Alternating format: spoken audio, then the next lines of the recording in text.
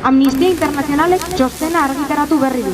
Bertan jasotzen denez, emakume eta neskatu errefusiatuek eraso fisikoak, esplotazioa eta sexu jasarpena pairatzen dute Europan zeharreko beren bidaia osoan zehar. Gobernuz kanpoko erakundeek jasotako testigantzen arabera, igaro dituzten herrialde guztietan gertatzen dira erasoak.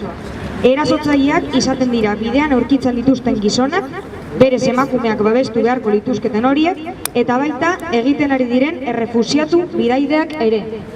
Mendeak daramatzagu patriarkatu sistema salatzen, hori baita emakumeon eta gizonen arteko desberdintasunean oinarria. Horrela bada, martxoaren 8 beleiatu nahi dugu gizakion arteko hierarkiak ezartzen dituen edozein sistema salatzeko.